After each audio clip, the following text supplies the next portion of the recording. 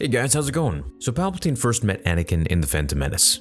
He was the chosen one for the Jedi and now for Palpatine. Palps coerced Anakin patiently into the dark side since he first met him, strategically planting seeds into his mind until the time came to do what must be done and execute Order 66. Anakin was Palpatine's protege. He was everything to him. He was to be more powerful than Sidious and to rule the galaxy together. However, when Anakin fell to Obi-Wan, or rather to his own arrogance in thinking he could defeat his former master atop a less favorable position against the high ground, Sidious was devastated. In the film Revenge of the Sith, we see Vader being put together in Palpatine's medical facility on Coruscant, the best medical droids at his service, applying an out-of-date suit so Vader would live with the pain of his failure, mentally and physically, forever. But did you ever wonder what was Sidious thinking while Vader was being put together? His prized new apprentice, the one he had tried to turn to the dark side, had now just become a fraction of the man that he almost became. How did Sidious take it? How did he feel about it? What did he think of Vader now? The following excerpt comes not from Matthew Stover's Revenge of the Sith novelization of the film, but rather Patricia C. Wrede's Jr. novelization of Revenge of the Sith, and it's quite interesting what Palpatine's thoughts were in this scene. So here we go. "Do it," the Emperor snapped. The droids bobbed their consent and went to work. Darth Sidious paced. Even the Dark Lord of the Sith, with all the resources and technology of the new galactic empire behind him, can do little to hurry the healing process. Much later, a medical droid appeared. "My lord, the construction is finished." The droid informed him, "He lives." "Good," Darth Sidious said with something very like relief. "Good." The droid brought him to the operating room. A black figure lay on the operating table. Black gloves and boots covered the new mechanical limbs. A mirror, shiny black mask hid the scarred face. The table began to tilt, moving the figure to an upright position. There was the sound of breathing. "Yes," Darth Sidious thought, "he will terrify them, and even if he is not as powerful as I had once hoped, he will still be more powerful than anyone else." What blows my mind about this is that even though Sidious is as powerful as he is, and he had everything at his fingertips, money, all the medical equipment that he needed, and he was always so patient. We've never really actually seen him worry or look stressed out, maybe except in the early stages of his battle against Yoda. But nothing in comparison to pacing around anxiously like he was here. For the first time, Sidious didn't have it all planned out. This went completely opposite of how he wanted things to go, and how he had planned things to go for over a decade. I'm sure he was worried what would happen if Vader didn't survive, if he was merely a shell of what Anakin could have become. Where would Sidious have gone? Would he have found Maul again? Would he train his old apprentice to do his bidding? Or would he find a new apprentice to take Vader's place? That's a fanfiction for another time. So the next paragraph that I'm going to read describes what Anakin felt as he turned his head and spoke for the first time. Now essentially it writes that a mechanical voice spoke for him, and if you didn't know, I'll fill you in super quick so we can get on to the scene, which goes more into detail about Sidious. So Vader's throat was completely burned like the rest of his body, in and out, so he whispered and it was super raspy and quiet. So the sound modulator amplified his voice. It had to. Otherwise, no one would be able to hear or understand him. Vader then asks about Padme. Where is Padme? Is she safe? Is she alright? To which Sidious thinks this before he tells him that Anakin killed her. It's the most twisted inner monologue that I've read in Star Wars, at least one of, so buckle up. Here it is. "And now, the final touch," Darth Sidious thought.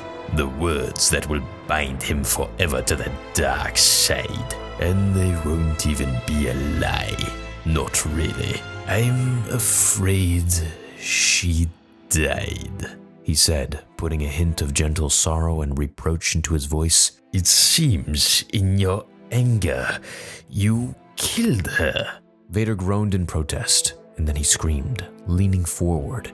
He broke the straps that had held onto the table and screamed again. So, in the not junior novelization and the regular novelization, Vader actually reaches out in the Force to attack Sidious, which he calls the Shadow, and then he realizes that he's really not powerful anymore and he can never touch the Shadow. He can never actually kill Sidious if he wanted to. I'll make a little quick video on that, or maybe make it as a TikTok or something, but it's a rather interesting little piece from the novelization itself, and that one's from Matthew Stover. The excerpt goes on to say some more about what Vader was going through and doing, and it says, "And while Vader screamed, Sidious smiled. His apprentice was his, now, forever." So the fact that Sidious knows this is going to destroy Vader and yet does it for the sole reason to trap him to his orders for the rest of his life is truly, really evil, and I guess we know exactly why he's called Sidious. He knows that once Vader is left with nothing and no one, especially since Padme was his everything and the reason he did all of this for and turned the whole galaxy upside over just to save her, Sidious locks him in by telling him that, hey, she's dead and you did it. So now at this point, Sidious is all that he has left, and Vader will be loyal to him forever. Of course, until Luke shows up, which Luke is really the last little bit of Padme as well, if you think about it.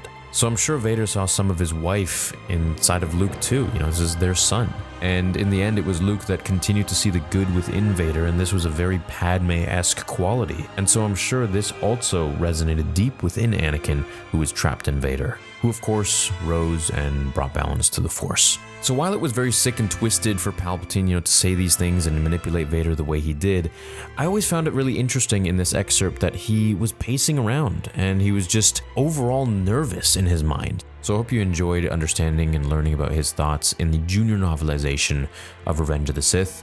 Go check out the book yourself or the ebook, and I'll see you all in the next episode of Star Wars Theory. Thanks so much for watching this one. Make sure you check me out on Spotify, Apple Podcasts, and Amazon Music. And check out the forums at StarWarsTheory.com. Some of you guys are making some really interesting debates on there, and I love just reading some of the things you guys have to say sometimes. Not to mention the memes are pretty fire too. So thanks for enjoying this video. I hope you did, and I'll catch you in the next one. Until then, remember, the Force will be with you always. Hey guys, I hope you enjoyed the video. I'm doing this little end segment to tell you about my Spotify and also to help this video reach 8 minutes long. So if you haven't checked out my Spotify, I have new episodes every single day. Every single episode is a new episode that you find on Star Wars Theory, remastered with sound effects and a higher production value. You guys already helped the podcast reach top 10 in the world for its category, and I hope to be #1 soon. And to do that, I've got big plans. November 1st, all the content on YouTube will remain the same. You guys will be getting fan fictions, comics, theories, me just talking to you guys like I normally do, and so much more. Not to mention fan films, episode 2 in a couple of years, and animations. And on Spotify, you guys will be getting exclusive part 2s to fan fictions that I never finished, as well as exclusive episodes and 20-part, that's right, 20-part what if scenarios and fan fictions itself. Those will be acted out. They'll have sound effects. They'll have different music. Everything will have a custom and organic feel to the Spotify platform. So if you haven't already, go over to Spotify at Star Wars Theory and check me out. I guarantee you'll find something that you like. And if you don't, well, just turn it off, I guess. But I'm quite sure you'll like it. The response has been absolutely amazing, and I thank you guys for that. Once again, that's Star Wars Theory on Spotify.